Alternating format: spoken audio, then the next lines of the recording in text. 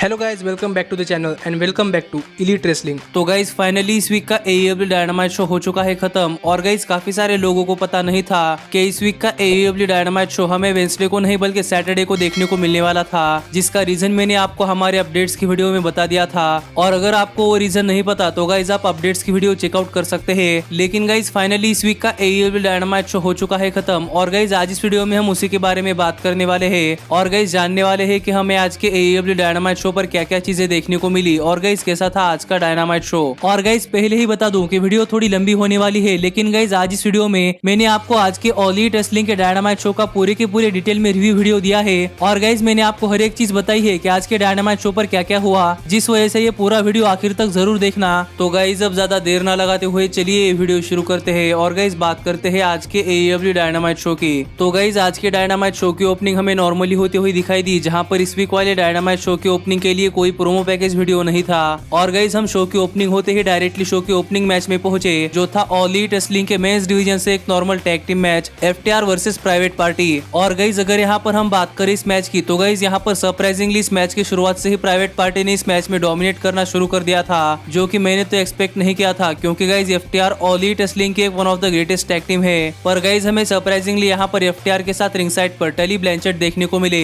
जो कि हाल फिलहाल में शॉन स्पियर्स को मैनेज करते हैं। पर गाइस अगर यहाँ पर हम इस मैच के बारे में बात करें तो गाइस यहाँ पर एक टाइम के बाद इस मैच में FTR ने पूरी तरीके से डोमिनेट किया और FTR के साथ रिंग साइड पर टली ब्लैंचेट भी मौजूद थे, जो कि प्राइवेट पार्टी को डिस्ट्रैक्ट करने के लिए काफी थे। और यही टली ब्लैंचेट के डिस्ट्रैक्शन की वजह से FTR ने प्राइवेट पार्टी के मार्क क्वीन पर अपना फिनिशर लगाया और गाइस यहाँ पर प्राइवेट पार्टी को पिन कर FTR ये मैच जीत चुकी है। गाइस हमें आगे शो पर जॉन मॉक्सली का एक प्रोमो दिखाई दिया, जहाँ पर जॉन मॉक्सली MJF के बारे में बात कर रहे थे। और गाइस यहाँ पर जॉन मॉक्सली ने कहा कि हाल फिलहाल में MJF अपने कैंपेन के बारे में बात कर रहे हैं, जो देखकर उन्हें लगता है कि MJF जॉन मॉक्सली की बहुत ही बुराई करना चाहते हैं और मॉक्सली को इन सारी बातों से कोई फर्क भी नहीं पड़ता। पर आगे बात करते हुए जॉन मॉक्सली ने कहा कि MJF कह रहे हैं कि MJF इस कंपनी का फ्यूचर है और अगले 25 सालों तक MJF इस कंपनी को रन करने वाले हैं, जिससे कि जॉन मॉक्सली टोटली एग्री करते हैं। और गाइस जॉन मॉक्सली को भी लगता है कि MJF ऑल एलिट रेसलिंग की फ्यूचर स्टार है। पर गाइस MJF का टाइम फ्यूचर में आने वाला है, लेकिन हाल फिलहाल में जॉन मॉक्सली का टाइम शुरू है, जिससे कि जॉन मॉक्सली MJF से कहते हैं कि इतनी जल्दी तो जॉन मॉक्सली का टाइम खत्म नहीं होने वाला।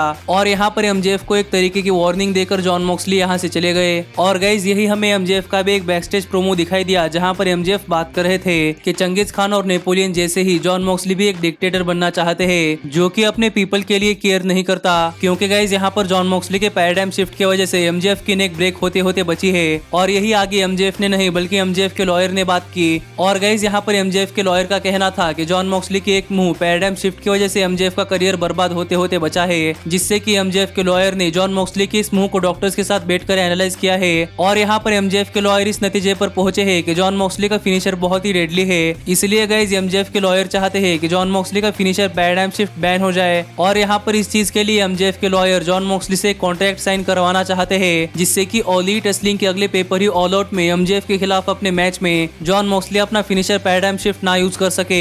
लेकिन गाइस अगर जॉन मॉक्सली कॉन्ट्रैक्ट साइन नहीं करते तो गाइस MJF के लॉयर ने जॉन मॉक्सली के खिलाफ एक केस फाइल करने की वार्निंग दे दी है, जिससे कि ये राइवलरी देखने के लिए तो बहुत ज्यादा मजा आ रहा है। लेकिन गाइस इस वार्निंग के साथ ही ये प्रोमो खत्म हुआ। और गाइस आगे हमें शो पर ऑल एलिट रेसलिंग के मेंस डिवीजन से एक 8-मैन टैग टीम मैच देखने को मिला, जहां पर लूचा ब्रोस बुचर और ब्लेड के साथ मिलकर जुरासिक एक्सप्रेस और नेचुरल नाइटमेयर्स को फेस कर रहे थे। और गाइस ये मैच ऑफिशियली स्टार्ट होने से पहले ही इस मैच के सभी टैग टीम्स के बीच में बहुत ही बड़ा ब्रॉल शुरू हो गया और ये ब्रॉल सेपरेट होने के बाद ये मैच ऑफिशियली स्टार्ट हुआ। लेकिन गाइस इसी ब्रॉल के साथ लूचा ब्रोस और बुचर और ब्लेड ने इस मैच में अपनी बढ़त बना ली थी। और जुरासिक एक्सप्रेस के इस मैच में आने के बाद हमें तो ये मैच बहुत ही हाई पेस एक्शन में देखने को मिला, जिसके बाद इस मैच ने बहुत ही अच्छी पेस पकड़ी। और गाइस हमें इस मैच में एक के बाद एक बहुत ही बढ़िया मूव्स देखने को मिले, जैसा कि मैं इस मैच से एक्सपेक्ट कर रहा था। और गाइस इसी बीच जब पेंटागन जूनियर जंगल बॉय पर अपना फिनिशर लगाने के लिए तैयार थे, तब रे फिनिश की जगह टॉप रोप पर ब्लेड खड़े थे, जो देखकर पेंटागन जूनियर ने जंगल बॉय पर अपना फिनिशर नहीं लगाया, क्योंकि गाइस यहाँ पर पेंटागन जूनियर सिर्फ रे फिनिश के साथ मिलकर अपना फिनिशर लगाते हैं। जिसके बाद हमें पेंटागन जूनियर और ब्लेड के बीच में थोड़ी सी अनबन दिखाई दी और इसी चीज का फायदा उठाकर जंगल बॉय ने ब्लेड के ऊपर एक रोलअप पिन किया।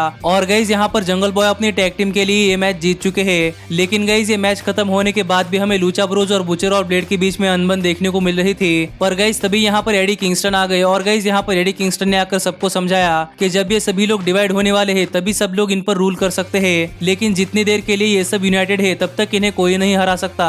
जिसके बाद हमें इन पांचों के बीच में एक हक देखने को मिला।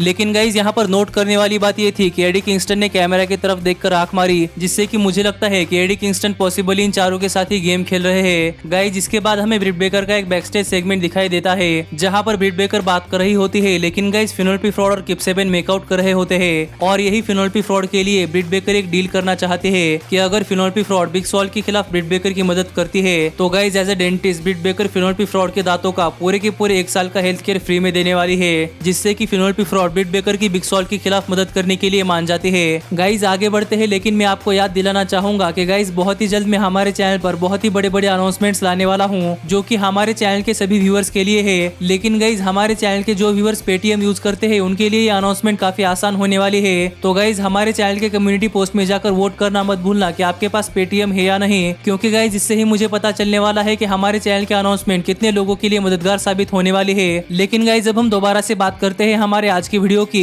पर गाइज इसके बाद आगे हमें डायनामाइट शो पर first time ever orange Cassidy का एक एंडिंग इंटरव्यू देखने को मिला, जहां पर टोनी शिवानी ऑरेंज कैसिडी का इंटरव्यू ले रहे थे। और यहाँ पर इस इंटरव्यू में ऑरेंज कैसिडी ने किसी भी सवाल का कोई भी जवाब नहीं दिया, क्योंकि हम सबको पता है कि ऑरेंज कैसिडी बोलने में भी आलस करते हैं। लेकिन गाइज तभी यहाँ पर डेमो गॉड क्रिस जेरिको आ गए और यहाँ पर सरप्राइजिंगली क्रिस जेरिको को हराने के लिए क्रिस जेरिको ने ऑरेंज कैसिडी को कांग्रेचुलेट किया। और यहाँ पर जेरिको ने कहा कि जब से all Elite wrestling TNT network पर आई है तब से सिर्फ 3 लोगों ने ही क्रिस जेरिको को पिन किया है, जिनमें से एक ऑरेंज कैसिडी है, जिसके ऊपर क्रिस जेरिको बहुत ज्यादा प्राउड है। लेकिन यहाँ पर क्रिस जेरिको ने कहा कि क्रिस जेरिको और ऑरेंज कैसिडी के बीच में अब तक 2 मैचेस हो चुके हैं, जिनमें से एक मैच ऑरेंज कैसिडी जीत चुके हैं और एक मैच क्रिस जेरिको। तो क्यों ना यहाँ पर इन दोनों के बीच में एक फाइनल रबर मैच हो जाए, जिसका मतलब होता है कि 3 मैचेस की सीरीज का एक फाइनल मैच, जिसके लिए क्रिस जेरिको ऑरेंज कैसिडी को चैलेंज करना चाहते हैं। लेकिन गाइज यहाँ पर क्रिस जेरिको ने कहा कि क्रिस जेरिको ने काफी सारे गिमिक मैचेस इन्वेंट किए हैं, तो यहाँ पर क्रिस जेरिको अपने रबर मैच के लिए थिंग्स को थोड़ा सा एक्सट्रीम लेवल पर ले जाना चाहते हैं। और Orange Cassidy all about orange juice है और Chris Jericho all about bubbly, तो क्यों ना यहाँ पर एक मोमोसा मेहम मैच हो जाए। और यहाँ पर इस मैच के लिए क्रिस जेरिको ने ऑरेंज कैसिडी को चैलेंज किया और गाइज यहाँ पर ऑरेंज कैसिडी ने क्रिस जेरिको का चैलेंज एक्सेप्ट कर लिया, जिसके बाद क्रिस जेरिको अपने कुछ दोस्तों के साथ ऑरेंज कैसिडी को टोस्ट करना चाहते थे। और गाइज यहाँ पर ऑरेंज कैसिडी के साथ टोस्ट करने के बहाने क्रिस जेरिको ने पूरी की पूरी इनर सर्कल के साथ मिलकर ऑरेंज कैसिडी के ऊपर अटैक किया, जहां पर क्रिस जेरिको ने ऑरेंज कैसिडी के ऊपर बबली का भी इस्तेमाल किया। और गाइज यहाँ पर ऑरेंज कैसिडी के मुंह पर बहुत सारी बबली फेंक दी। पर गाइज इसके बाद आगे हमें शो पर ऑल एलिट रेसलिंग के मेंस डिवीजन से एक 6-मैन टैग टीम मैच देखने को मिला, जो था the elite versus the dark order. और मैं तो इस मैच के लिए ज्यादा कुछ एक्साइटेड नहीं था, क्योंकि गाइज मुझे लगता था कि इस मैच में पूरी तरीके से द एलिट डोमिनेट करने वाली है। और गाइज यहाँ पर ऐसा ही हुआ कि इस मैच में शुरुआत से ही द एलिट ने डोमिनेट करना शुरू कर दिया। लेकिन गाइज यहाँ पर रेफरी की नजर बचाते हुए केनी ओमेगा पर लो ब्लो लगाकर डार्क ऑर्डर ने इस मैच में अपना कमबैक किया। और गाइज थोड़ी देर के लिए इस मैच का मोमेंटम डार्क ऑर्डर की तरफ शिफ्ट हुआ और मुझे नहीं लग रहा था कि डार्क ऑर्डर द एलिट को इतनी टफ कंपटीशन दे सकती है। लेकिन गाइज फिर भी डार्क ऑर्डर ने इस मैच में द एलिट को अच्छा खासा कंपटीशन दिया। पर गाइज अगर यहाँ पर हम बात करें इस मैच के विनर की, तो गाइज एक बहुत ही बढ़िया मैच के बाद डार्क ऑर्डर के नंबर 5 पर अपना टैग टीम फिनिशर और केनी ओमेगा का 1 विंग्ड एंजल लगाकर द एलिट ने ये मैच आराम से जीत लिया है। लेकिन गाइज ये मैच खत्म होने के बाद केनी ओमेगा रिंग के अंदर एक स्टील चेयर लेकर आ गए और डार्क ऑर्डर के नंबर 5 को स्टील चेयर के थ्रू एक पावर बम लगाने की कोशिश की। लेकिन गाइज यहाँ पर मैट जैक्सन ने उस स्टील चेयर को साइड में कर दिया, जो दिखाता है कि केनी ओमेगा हाल फिलहाल में बहुत सारी हील टैक्टिक्स करने की कोशिश कर रहे हैं। लेकिन गाइज यंग बक्स केनी ओमेगा को रोक रहे हैं। गाइज आगे हमें FTR का एक बैकस्टेज इंटरव्यू देखने को मिला, जहाँ पर हमें ये पता चला कि guys next week All Elite Wrestling Dynamite पर एक गॉन्टलेट मैच होने वाला है, जहाँ पर ऑल एलिट रेसलिंग के टैग टीम चैंपियनशिप के टॉप 4 कंटेंडर इस मैच में पार्टिसिपेट करने वाले हैं। और जो कोई ये गॉन्टलेट मैच जीतेगा वो बन जाएगा ऑल एलिट रेसलिंग के टैग टीम चैंपियनशिप्स के लिए नंबर 1 कंटेंडर, जो कि आगे चलकर ऑल आउट पे-पर-व्यू में केनी ओमेगा और हैंगमैन पेज को टैग टीम चैंपियनशिप्स के लिए चैलेंज करेगा। और गाइज इस गॉन्टलेट मैच में पार्टिसिपेंट्स के तौर पर natural nightmares, the young box, best friends और FTR होने वाले हैं। लेकिन गाइज यहाँ पर इंटरव्यूअर ने FTR से सवाल पूछा कि लास्ट वीक वाले डायनामाइट शो पर FTR ने रॉक एंड रोल एक्सप्रेस पर अटैक क्यों किया। तो इसका जवाब देते हुए FTR ने कहा कि अगर आपको बेस्ट बनना है तो फिर आपको बेस्ट के साइड पर होना पड़ता है, जिस वजह से हमें हाल फिलहाल में टेली ब्लैंचेट FTR के साथ देखने को मिल रहे हैं। और यही टेली ब्लैंचेट ने भी सेम ही कहा कि टेली ब्लैंचेट के साथ मिलकर FTR ऑल एलिट रेसलिंग की टॉप टैग टीम बनने वाली है। लेकिन आगे FTR कुछ कह पाती इससे पहले यहाँ पर एडम हैंगमैन पेज आ गए। और गाइज यहाँ पर एडम हैंगमैन पेज ने FTR से पूछा कि तुमने अपनी फेक नी इंजरी क्यों दिखाई और last week Rock and Roll Express पर अटैक क्यों किया। तो गाइज यहाँ पर डैक्स हार्वुड ने जवाब दिया कि Dax Harwood Kenny Omega, Hangman Page और यंग बक्स को चेक करना चाहते थे कि अगर डैक्स हार्वुड इंजर्ड होते हैं तो उनकी मदद करने के लिए कौन कौन आता है। जहाँ पर डैक्स हार्वुड को पता चला कि उनकी मदद करने के लिए सिर्फ 2 ही लोग आए थे, जो अभी डैक्स हार्वुड के सामने खड़े हैं, जिनमें से पहले है उनके टैग टीम पार्टनर और गाइज दूसरे है एडम हैंगमैन पेज। लेकिन गाइज यहाँ पर सरप्राइजिंग सरप्राइजिंगली एफटीआर ने एडम हैंगमैन पेज के मन में द एलीट के खिलाफ शक पैदा कर दिया है कि आगे चलकर ऑल आउट पेपरियो में यंग बक्स टैग टीम चैंपियनशिप के लिए नंबर 1 कंटेंडर्स होते हैं। तो लास्ट टाइम तो केनी ओमेगा और हैंगमैन पेज ने अपनी टैग टीम चैंपियनशिप आराम से रिटेन कर ली थी, लेकिन पता नहीं इस बार क्या होगा। ऐसा कहकर एफटीआर ने एडम हैंगमैन पेज के मन में द एलीट को लेकर शक पैदा कर दिया है। गाइज हमें आगे ऑल एलीट रेसलिंग डायनामाइट पर डार्बी एलिन एक्शन में देखने को मिले, जहां पर जैसा कि मैंने आपको लास्ट वीडियो में कहा था वैसे ही यहाँ पर डार्बी एलिन का मैच एक लोकल टैलेंट के खिलाफ था। और गाइज यहाँ पर इस मैच में आते ही डार्बी एलिन ने लोकल टैलेंट पर बहुत ही ब्रूटली अटैक करना शुरू कर दिया था। और गाइज सरप्राइजिंगली हमें इस मैच में लोकल टैलेंट की पावर भी देखने को मिली कि गाइज वो भी डार्बी एलिन को आउट पावर कर सकता है। जहां पर इस मैच के आखिर में डार्बी एलिन ने अपने ओपोनेंट पर अपना फिनिशर कफ एंड ड्रॉप लगाया और गाइज यहाँ पर अपने ओपोनेंट को पिन कर डार्बी एलिन ये मैच जीत चुके हैं। लेकिन गाइज ये मैच खत्म होने के बाद कमेंट्री टेबल पर बैठे हुए टैज ने एक प्रोमो कट किया और गाइज यहाँ पर टैज ने कहा कि डार्बी एलिन को पता है कि टैज की क्लाइंट ब्रायन केज के साथ रिकी स्टार्क्स है, लेकिन गाइज टैज यहाँ पर अपने फैक्शन के एक और नए मेंबर से डार्बी एलिन को इंट्रोड्यूस करना चाहते हैं। और टैज के ऐसे कहते ही हमें टैज के स्टेबल का एक नया मेंबर देखने को मिला जो कोई और नहीं बल्कि रिकी स्टार्क्स ही थे। और गाइज यहाँ पर रिकी स्टार्क्स ने डार्बी एलिन की तरह ड्रेसअप किया था और यहाँ पर आकर रिकी स्टार्क्स डार्बी एलिन की मिमिक्री कर रहे थे। जिसी बीच डार्बी एलिन के पीछे से ब्रायन केज ने आकर डार्बी एलिन के ऊपर अटैक कर दिया और इसके बाद रिंग के अंदर आकर रिकी स्टार्क्स ने एक प्रोमो कट किया जहां पर रिकी स्टार्क्स ने कहा कि रिकी स्टार्क्स को डार्बी एलिन की तरह ड्रेसअप करने की कोई जरूरत नहीं है, लेकिन रिकी स्टार्क्स डार्बी एलिन को उनकी खुद की रियल साइड दिखाना चाहते हैं, इसलिए रिकी स्टार्क्स ने इस तरह ड्रेसअप किया था। और गाइज यहाँ पर रिकी स्टार्क्स को लगता है कि लाइफ एक जोक है, लेकिन डार्बी एलिन उस लाइफ का सबसे बड़ा जोक है। और गाइज इसके बाद रिकी स्टार्क्स ने डार्बी एलिन के स्केटबोर्ड से डार्बी एलिन के ऊपर अटैक किया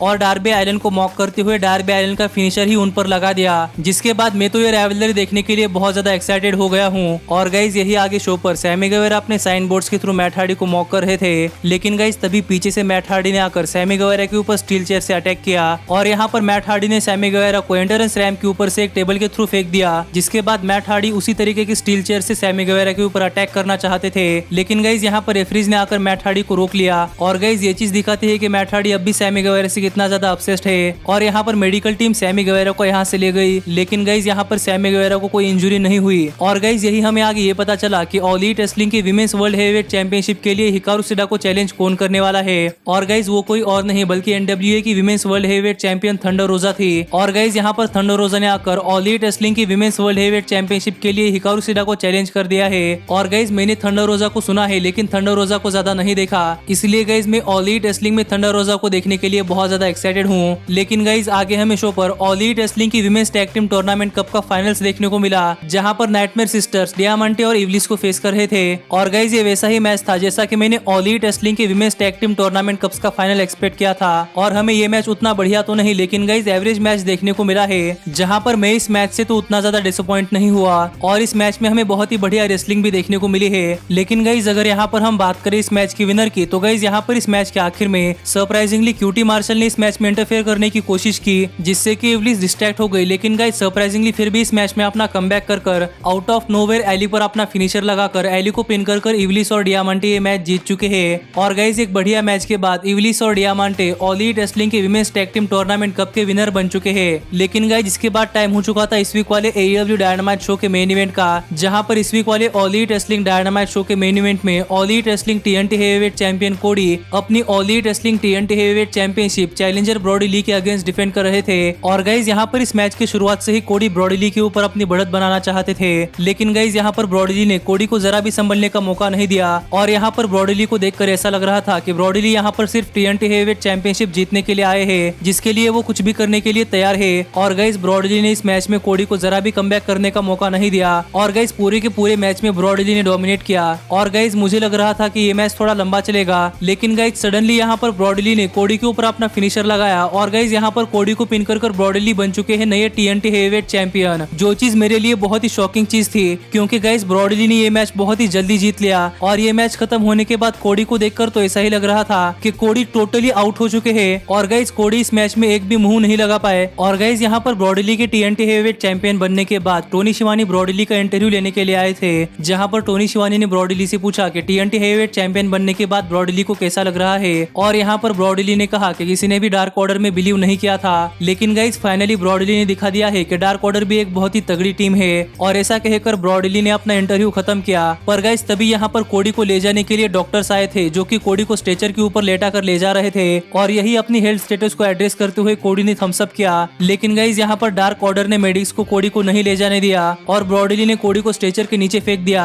और यहाँ पर ब्रॉडी ली ने एक बैग लेकर कोडी के सिर के ऊपर बहुत जोर से मारी। लेकिन गाइज जिसके बाद डार्क ऑर्डर के बाकी मेंबर्स ने डस्टन रोड्स और क्यूटी मार्शल को भी यहाँ पर लाकर फेंक दिया और यहाँ पर ब्रैंडी रोड्स कोडी को बचाने के लिए आ गई। लेकिन गाइज यहाँ पर डार्क ऑर्डर के आयना जे ने ब्रैंडी रोड्स के ऊपर बहुत ही तगड़ा अटैक किया और गाइज ब्रैंडी रोड्स भी पास आउट हो गई और यही ब्रॉडी ली ने वो काला कपड़ा खोला जिसके अंदर पुरानी TNT हेवीवेट चैंपियनशिप की टाइटल प्लेट्स थी और वही प्लेट्स ब्रॉडी ली ने कोडी के सिर के ऊपर मारी थी जिससे कि वो प्लेट्स पूरी तरीके से टूट गई थी। तो गाइज आप समझ सकते हैं कि कोडी के सिर के ऊपर कितना इम्पैक्ट पड़ा होगा। पर गाइज आज डायनामाइट शो पर हमें रियल डार्क ऑर्डर देखने को मिली है जैसे कि all Elite wrestling dark order को बनाना चाहती थी और गाइज ये देखकर तो मैं भी शॉक में हूँ कि डार्क ऑर्डर इतनी तगड़ी कैसे निकल सकती है। लेकिन गाइज फाइनली यहाँ पर ब्रॉडी ली बन चुके हैं TNT हेवीवेट चैंपियन और ऐसे ही आज का ऑल एलीट रेसलिंग का डायनामाइट शो ऑफ एयर चला गया और सच में आज का all Elite Wrestling Dynamite show मुझे बहुत ज्यादा पसंद आया है। और गाइज वीडियो थोड़ी लंबी तो बन चुकी है लेकिन गाइज मैंने आपको आज के all Elite Wrestling Dynamite show का पूरा डिटेल रिव्यू दिया है जिसके ऊपर आपको क्या लगता है ये आप मुझे कमेंट कर बताइए। पर गाइज अब मिलता हूँ आपसे अगली वीडियो में, पर तब तक stay healthy, stay happy and keep watching elite wrestling.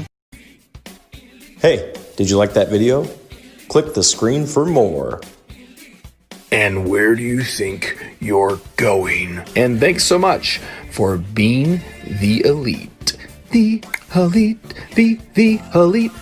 What, Nick, you're not going to sing it all with me this time?